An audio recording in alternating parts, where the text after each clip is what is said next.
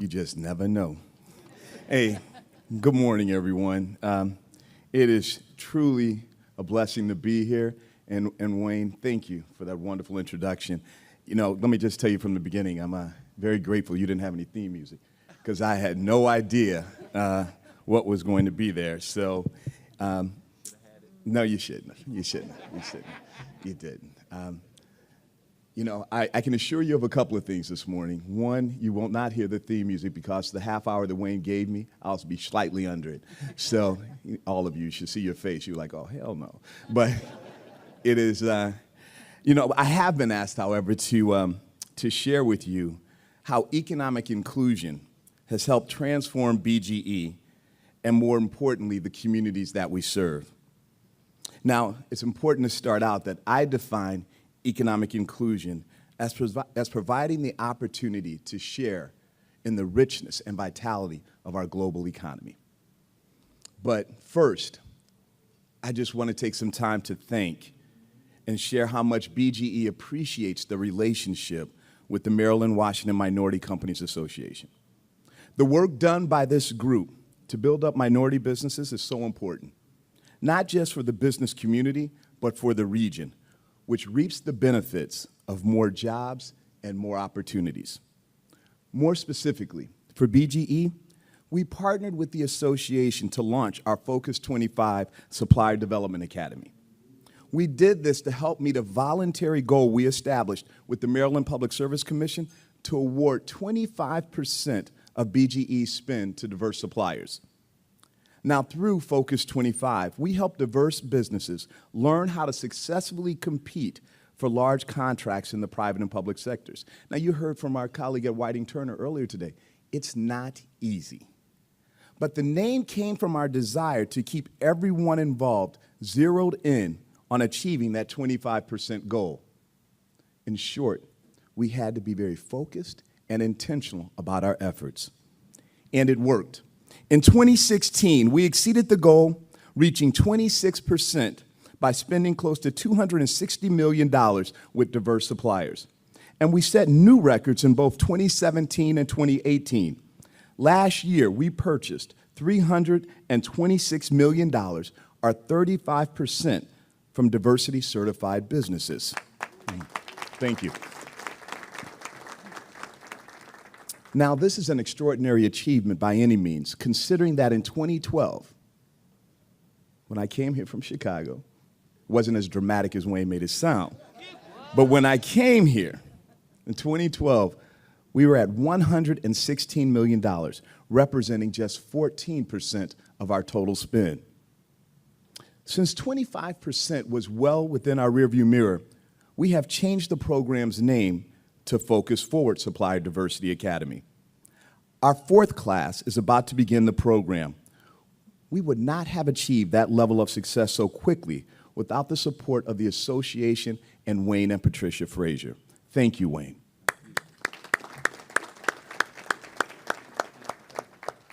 But I always like to say it's not so much of what you say about yourself. It matters what others take from your efforts.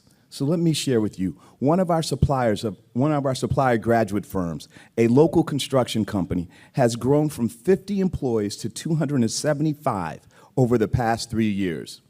They focus on hiring local unemployed people to entry-level traffic control jobs and train them to advance to construction jobs. Think about that. That's stability for families. And as that company CEO often says, there are children in those homes who see dads and moms coming home in safety vests, hard hats, and work boots. That's a lesson they're not going to see anywhere else. But don't confuse our diverse spending statistics with the results. As CEO, my results are the same as any business, the bottom line performance. Our diverse team at BGE, including our suppliers, have delivered, as Wayne alluded to, the best performance in our company's 203-year history. Those are the results, and I'll speak more about that later. This work also succeeded because we have developed a true commitment to diversity and inclusion at BGE. We are the nation's first gas utility and are now more than I said 200 years old. but we have a long history of reliably and safely delivering energy throughout Central Maryland. It's a great legacy and one that we're very proud of. But being around for this long also means it's easy to do things a particular way because that's the way it's always been done.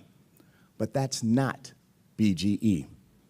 When I became the company's first African-American CEO on March 1st, 2014, I made a commitment to make BGE a more diverse and inclusive company.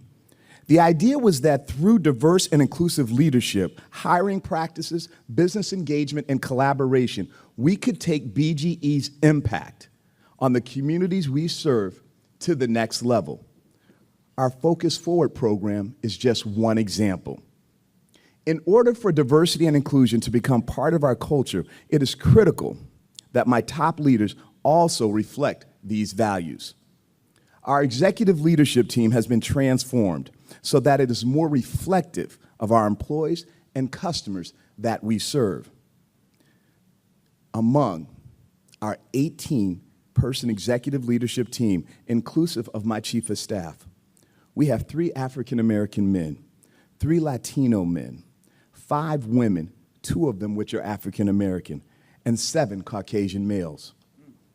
But diversity is more than just about race and gender. These men and women have professional backgrounds in engineering, law, accounting, information technology, and communications, making this leadership team the most professionally diverse in company history. Our journey toward a more diverse and inclusive company has also not only intentional, but it has to be sustainable. A big piece of this journey is creating a workforce that also reflects the communities that we serve. One way to do this is through hiring diverse slates of candidates, or having diverse slates of candidates and diverse interview panels when we have job openings. Our goal is always to find the very best person for the job, but a more diverse selection process makes that possible. And an inclusive culture that further encourages employees to bring their whole selves to work and operate as one cohesive team. What does this do for us? Having a diverse leadership team and employee base ensures that we are able to look at opportunities and concerns from many different angles, which leads to better outcomes. By making diversity and inclusion a guiding principle in your workforce, your suppliers, or your leadership team, you not only reflect the communities in which you serve, but you get better. And we have the results to back this up. Remember BGE's performance record I alluded to earlier? Here are the details. In 2017, our customers experienced the lowest average number of electric outages and the fastest restoration of outages in the company's history. And despite 2018 being the wettest year in Maryland's history, the average number of interruptions experienced by customers was the 4th lowest in our 203-year history. When you did experience an outage, BGE restored power at the 2nd fastest rate ever. Our people also worked more safely. Our OSHA rate was our lowest ever in 2018, despite those challenging conditions. We also earned the highest customer satisfaction scores in company history. On top of this, we received 3 J.D. Power Awards in the last 2 years. Our business electric customers have ranked us #1 2 years in a row, and our business gas customers ranked us #1 in 2018. And I wish I could tell you it was about me, but it's about the men and women sitting here at these tables that are leading this organization, helping lead this organization to take it to new heights. And I hope each of you feel the difference, because if you're not feeling the difference, these numbers mean absolutely nothing to us. Diversity in all forms and an inclusive culture sparks innovation, which is critical as we work to evolve and meet our customers' changing expectations.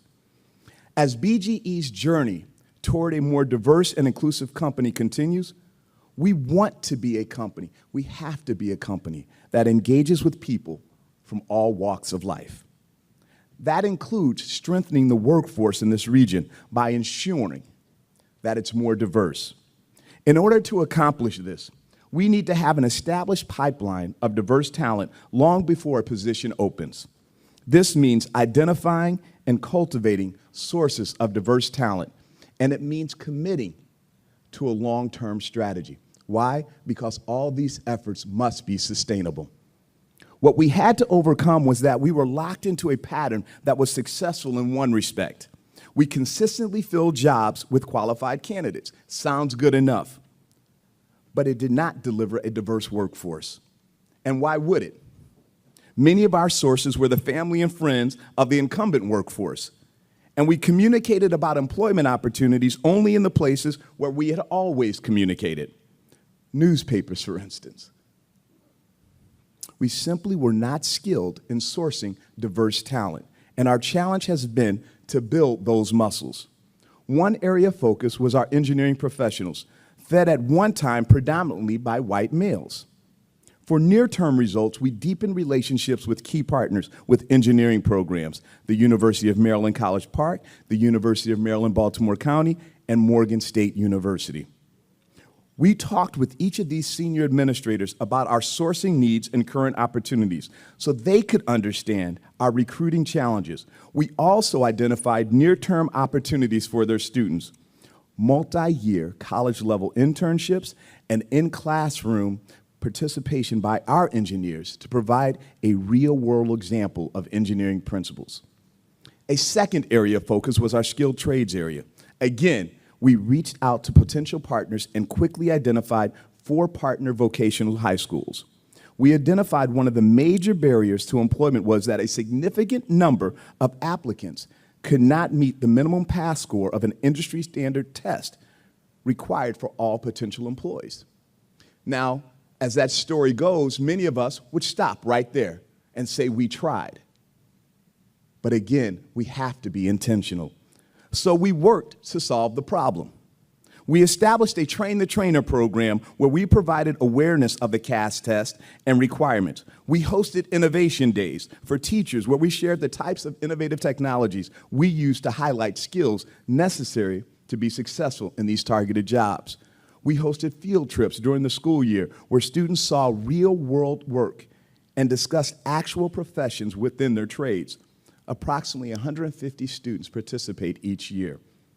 We hired 25 high school students to develop on-the-job skills in trade-specific work assignments, such as construction, automotive, pre-engineering, and computer-aided design, or CAD. Students also received both soft skills training and partnered with mentors for coaching and support. Lastly, we conducted CAS preparation training and entry into the utility trainee program. These are all pieces of our Smart Energy Workforce Development Program, a pipeline for talent where one didn't exist.